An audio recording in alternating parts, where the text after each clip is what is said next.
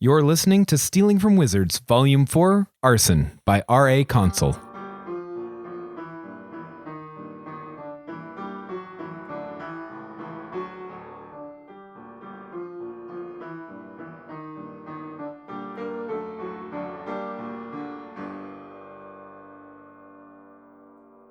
Chapter 24, Bytown Royal Orphanage.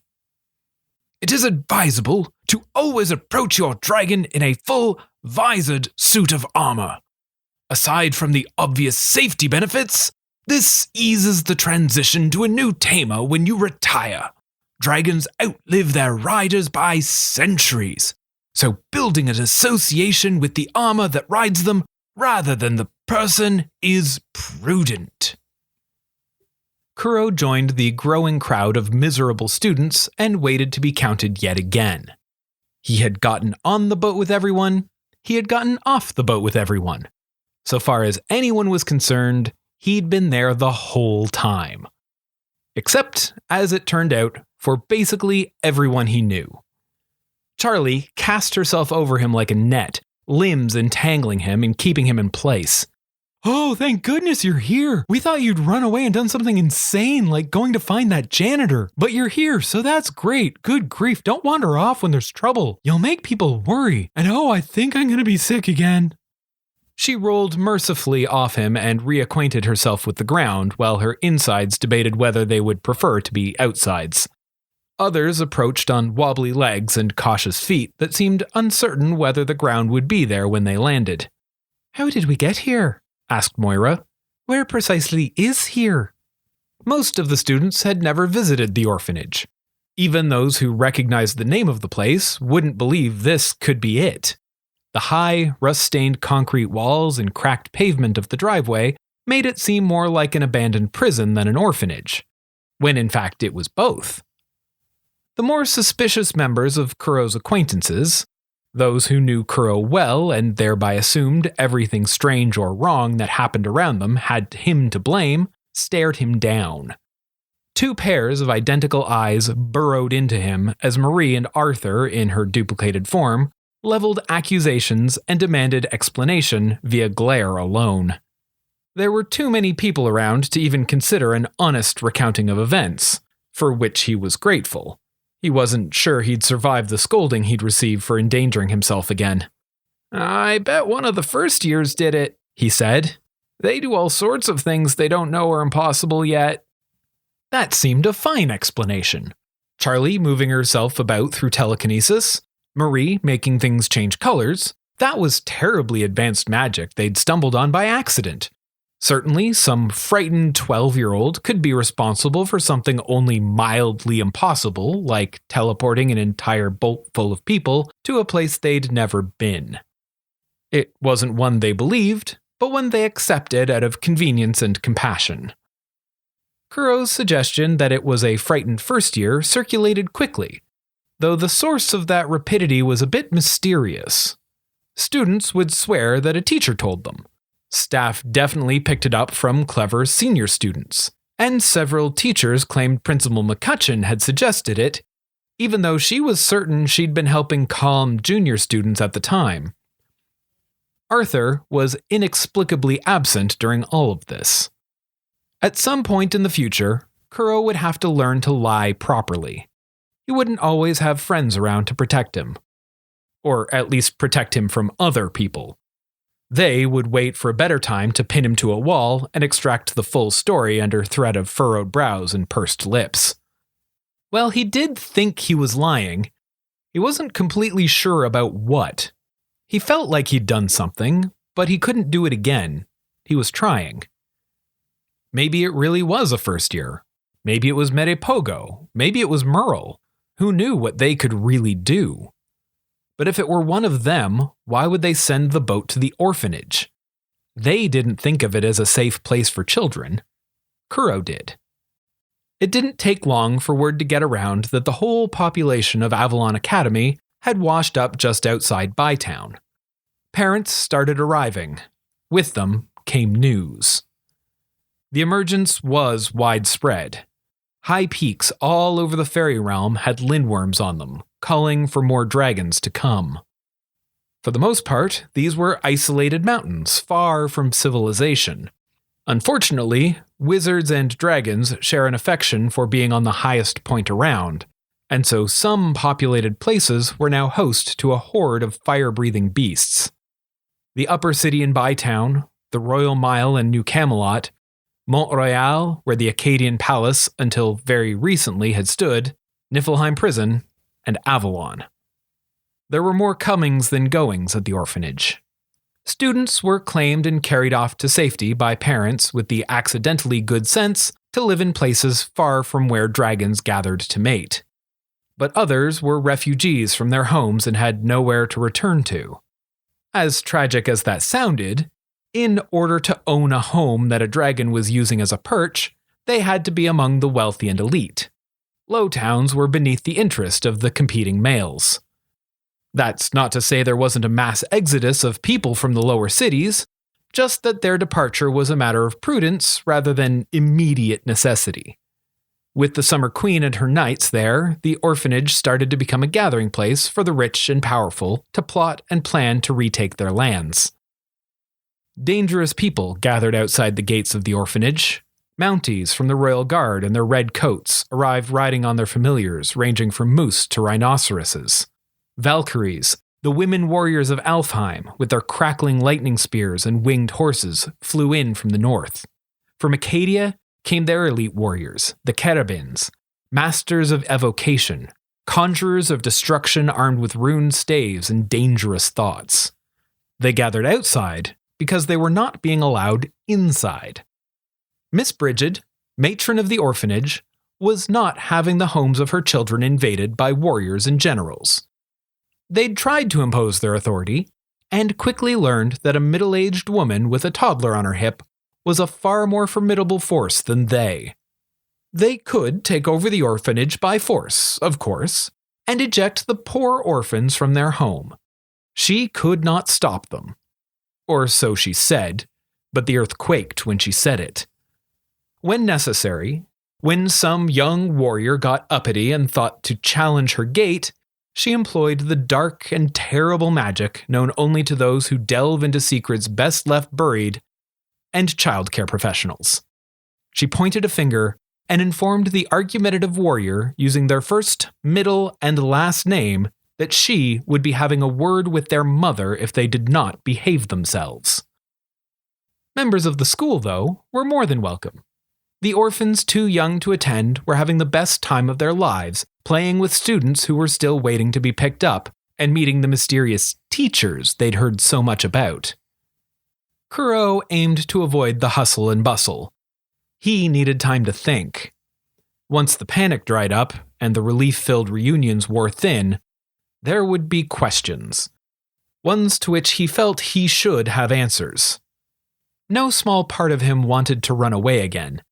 The wizards could deal with their dragon problem in their own way. But some of the wizards were his friends who might get hurt in the effort. Also, wizards had a habit of dealing with a problem by trying to explode it. He didn't want the dragons exploded. Not the hatchlings, not Mere Pogo, not even, though he was less firm on this opinion, the adult males. He sought a hill behind the orphanage he used to sit on to watch the stars, but found it already occupied. Sam and her fox were there, both being fascinated by the shape of her hand and the sound of wind through the grass. "Kuro," Sam said when the fox saw him. "Weird day, huh? You're welcome to join me." She patted the grass beside her. Kuro settled and laid back to stare at the sky. It was angry. Dark clouds wrestled across the landscape. In the distance, over Bytown, lightning flashed, its thunder reaching them in a near continuous low roll. "How are you feeling?" he asked the new Norn. He worried that he might have interrupted the Norning process, and she could be incomplete. "Complicated," she replied after a lot of thought. Sam had a faraway look, as though not all of her was there, and a lot of what was there was climbing around in her head looking for things.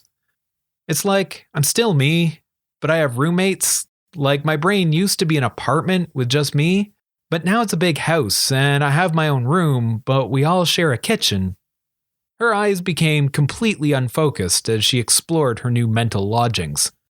And everyone who has ever lived here has a room that they didn't empty out when they left. It's endless. She shook her head, and both she and the fox focused on Kuro, something small and present to help push back the overwhelm. Can you really see the future? He asked. No, I don't think it works like that, she replied, not entirely certain herself.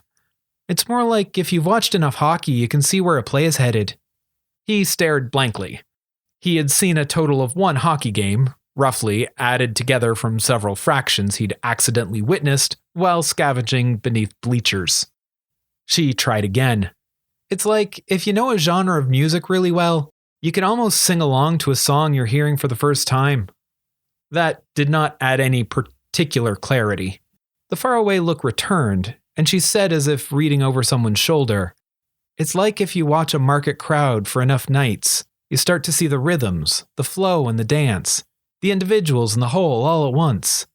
You know what's in their bags and pockets, and where old friends will meet and new arguments will start. And you don't necessarily know how you know. It's as much instinct as knowledge.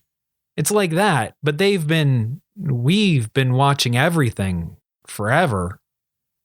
A sense of vertigo gripped her, and she clutched the soil beneath her to help find her own body's senses again. So, do you know what's going to happen? Kuro tilted his chin in the direction of Bytown, and by implication, its dragons. Sam shook her head. This is something that happens less than once in 1,000 years. We barely remember the last one. It's like a story we've told ourselves. You would think something so monumental would burn bright forever, but all memory fades. That's why they couldn't see it coming. They could see the storm wall, but not beyond. You've already started talking like them, said Kuro. I am them, she said, and seemed happy about it. I'm still me, but I'm also them. And in a way, I've always been them. Like I was a piece in a puzzle I couldn't find the rest of. I feel like I've finally slotted into place. That was enviable. Kuro felt less like a piece missing its puzzle, and more like a joker someone had tried to play in a game of checkers. On the subject of puzzles, he was trying to assemble several of his own. He had a collection of pieces, but nobody had provided a lid to the box with a picture on it. He wasn't entirely sure how many puzzles he was even trying to build. There was the one with Claudius Roche, with his multiple bodies and inscrutable plans, which every time he thought he'd nearly finished, he found another piece and had to take the whole thing apart and start again. The one about teleporting felt like he had all the pieces, but he'd accidentally built it face down so he couldn't see what image it formed. Then there was something about the dragons, which he hadn't known he was even working on until it was nearly done, and there was just one patch left. Something he was certain of was that he'd not been asking the right questions.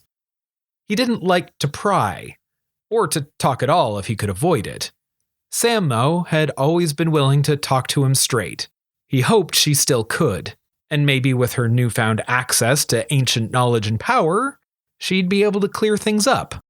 He took out a puzzle piece he thought he'd understood, but now wasn't quite sure he was looking at it the right way up. Do you know why the other Norns told me that story about the wizards who had seen the Norning ritual? Sam considered, then considered some more. She looked to be searching a library for which she was a librarian, but had just discovered several new floors she'd never known about. I don't think they did. I don't think we know why we do a lot of what we do. It just seemed like the right thing to say. No, more like it was prudent to say. Like closing a window before you go out even though it's clear skies. Or like leaving a key with a neighbor while away on vacation. Kuro's confusion must have been written plainly across his face. Sam shrugged apologetically. I'm not very good at this yet. She was briefly distracted by something another facet of her was experiencing, and then said, Some kind of war council is starting down the driveway. I think I should see this in person. It feels... She cocked her head to ponder the new feeling she was experiencing. Pivotal.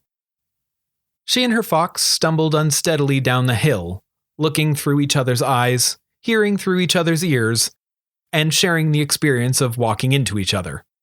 He lay back on the grass and stared into the sky, asking the clouds questions.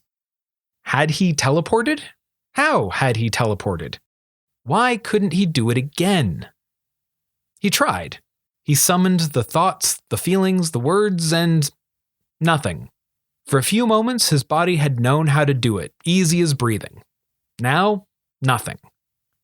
That disappointing effort was helping him ignore his bigger worry, one about which he felt entirely helpless and partly responsible.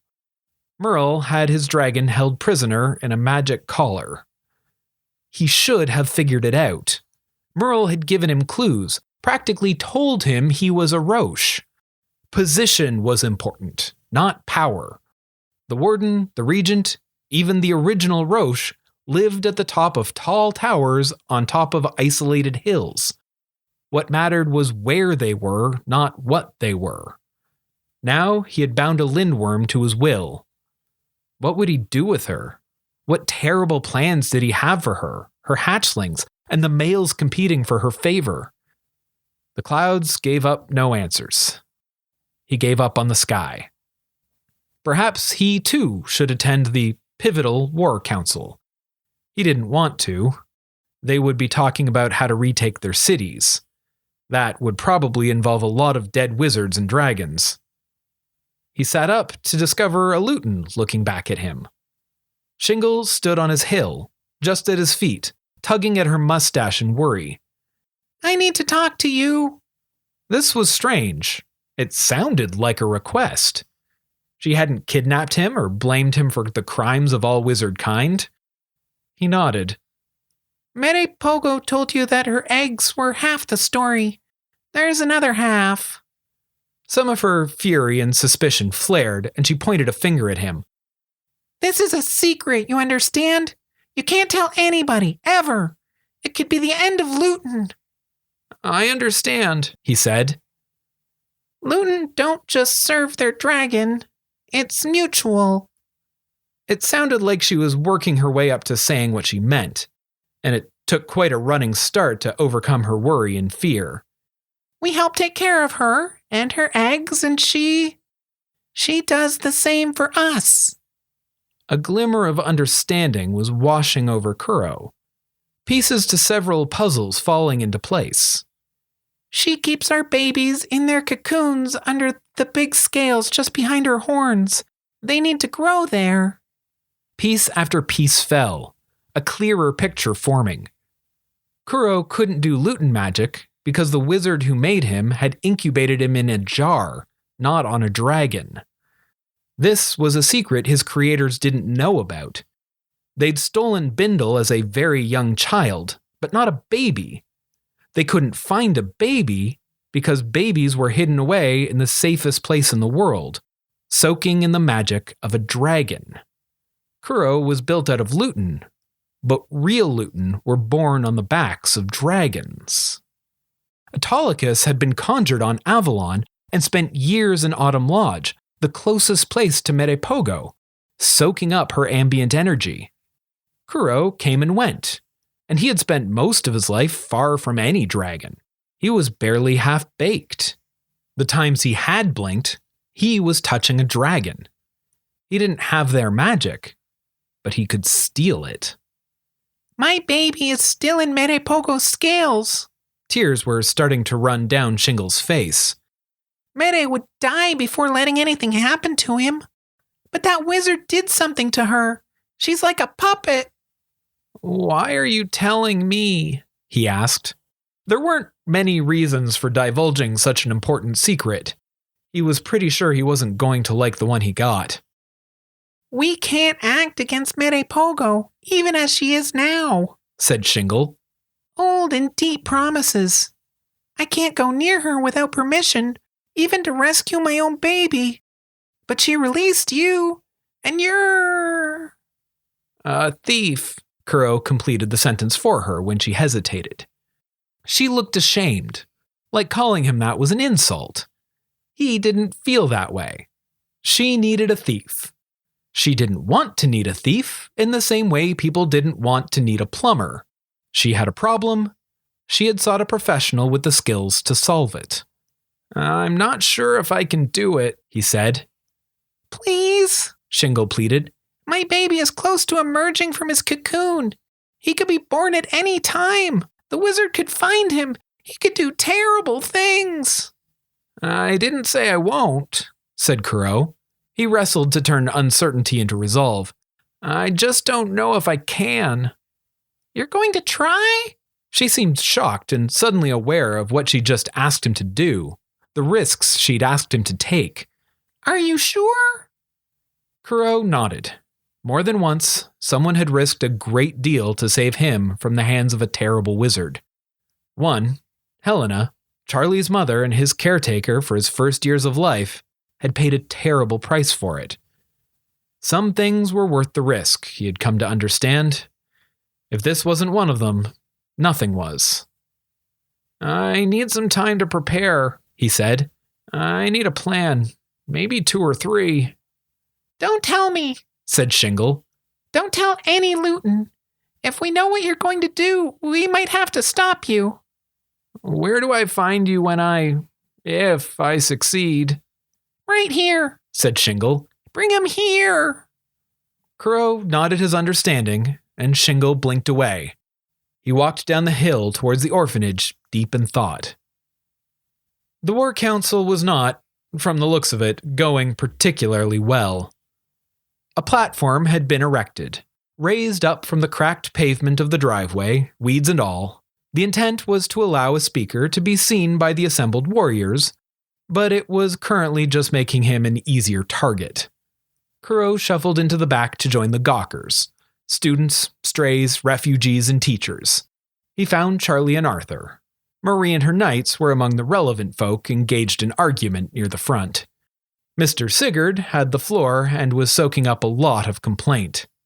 I thought you were supposed to be an expert, complained a Valkyrie, thumping the butt of her spear on the ground to emphasize her disgruntlement.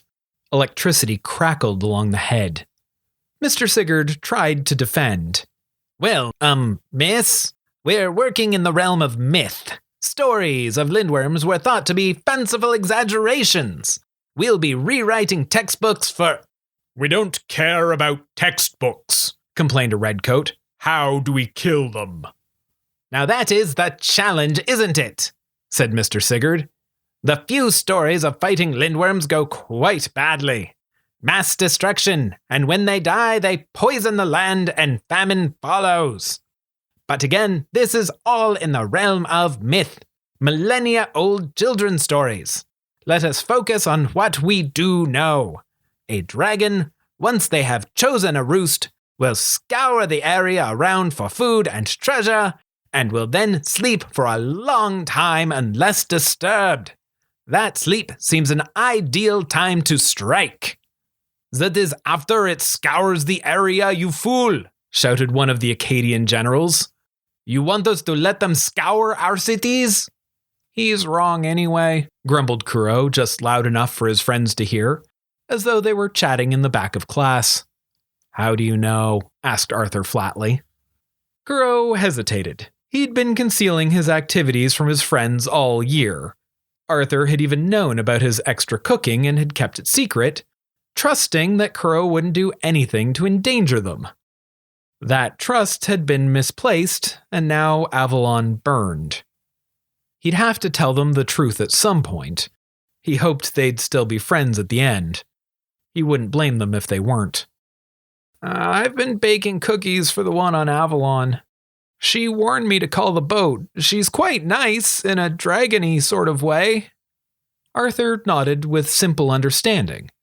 No judgment, no anger. Just a look like he'd found the last piece to a puzzle he'd been working on. Charlie stared at him, working through the various flavors of shock and disbelief until she found one that pleased her palate.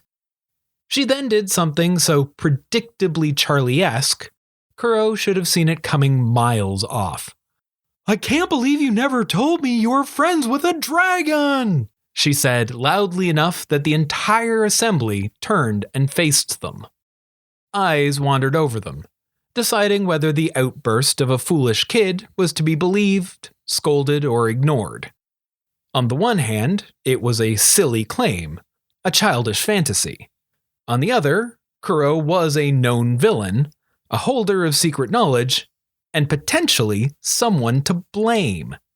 They all wanted someone to blame. They wanted someone to hold responsible for all the loss and destruction, and an undersized thief was a much easier target for their anger than an oversized dragon. At that moment, he wished very deeply that he could blink.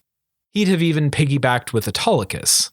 He felt more exposed there, in front of a host of wizards, than he would be fully naked wherever he ended up. Autolycus, though, was enjoying the company of his favorite knight and out of Kuro's reach at the moment. So instead, he just stood there, waiting for someone to show mercy and disintegrate him. They did worse. Explain yourself. Kuro knew the demanding man. He was Duke Lemieux, Evelyn's father, a very important man, and currently a bit peeved that his summer home on Montreal was underneath a dragon. A gap in the crowd formed, an aisle to the makeshift stage. It felt like a walk to the gallows, getting up in front of the crowd of angry people, all looking for someone to blame or something to kill. He made the mistake of not looking at his feet for a moment and saw the sea of angry eyes. Some people have trouble with public speaking. Kuro had trouble just speaking in public. A hostile audience wasn't helping. The big dragons, they're girl dragons, and they're smart, he managed to mumble out. His head was a mess of thoughts. Plans for stealing a cocoon off Merepogo's neck were rocketing off like a collection of fireworks. One after another, and sometimes several at once, they whizzed off, trying to find a safe path through the labyrinth of danger by sheer number of attempts. Uninvited ideas about running away were stomping around, banging on the door, and demanding to be let in. This was their home, after all, and they were upset about being kicked outside. With his head already so noisy, that did not leave a lot of space to craft a rousing and informative speech, or to overcome a clinically severe case of stage fright. The audience was not helping the matter. Patience for the fantasist ramblings of a teenager wore thin quickly. Shouts to speak up were blended with demands to get off the stage and let the adults talk, along with a few more violent suggestions.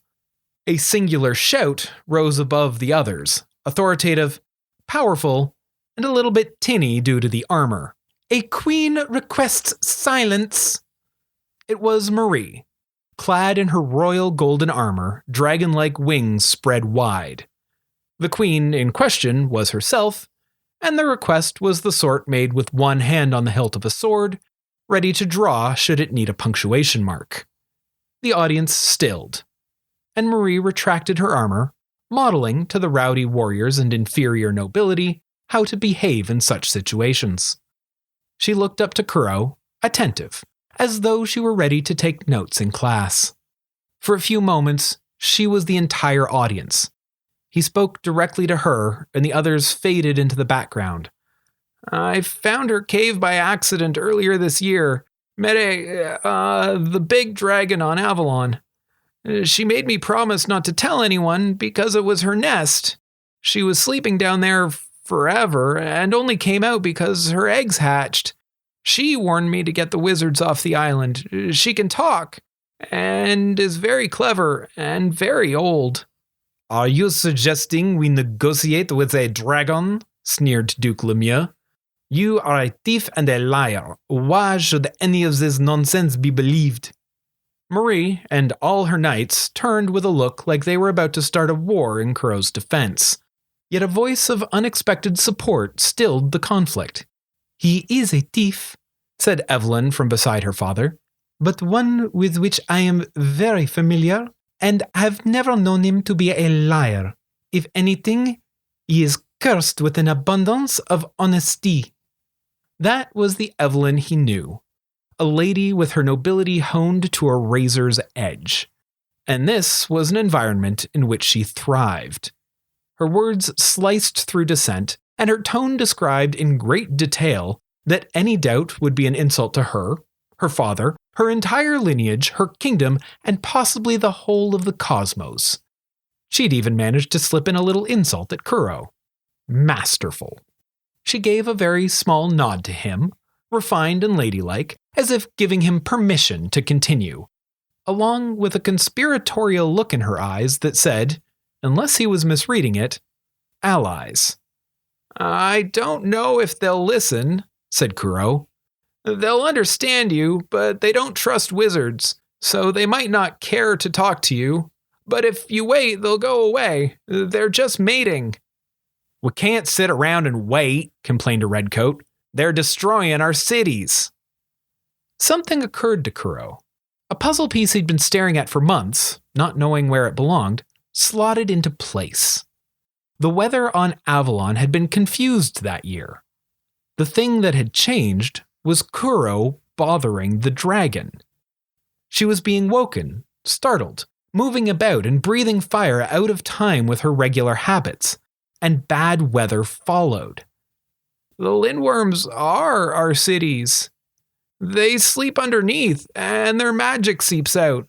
That's why New Camelot is always hot, why Niflheim is always cold, why there are flowers on Mont-Royal in January, and why the seasons never change on Avalon." "What about all the other dragons?" asked Marie, much more gently than the other warriors. The little ones are babies," said Kuro. "If you hurt them, I think it will make their mothers very angry. But they're staying close to their moms. The adult males, the things we usually think of as dragons, are," how did Merepogo put it? "Large, ferocious, and stupid. But they're mostly fighting each other for the female's approval. You can probably distract them with treasure, and try not to look too tasty. Most of them will go away once the female goes underground again." Telling a bunch of warriors to wait it out while cities burned and there were dragons to slay wasn't a popular suggestion. If they decided to fight, at least they were going armed with some knowledge. That was the most he could do. It wasn't Kuro's responsibility. He had other concerns. In the debates that erupted after he gave up the stage, nobody was talking about retaking Avalon. Not yet, anyway. That was just a school on an island far from civilization, and no threat to anyone. They didn't know about Merle. It was best they never did. Knowing a lindworm could be captured was knowledge best left unknown by wizard kind. That was his problem to solve. Thank you for listening to Stealing from Wizards. If you liked our show, please consider rating or reviewing on iTunes. If you want to support this podcast or just can't wait for the next chapter, the full book is available on Amazon, Kobo, and Indigo. Our theme music was written by Camille Saint-Saëns, transcribed by Franz Liszt, performed by Rebecca Verdun, and used with permission. This episode was produced by Jim Tigwell.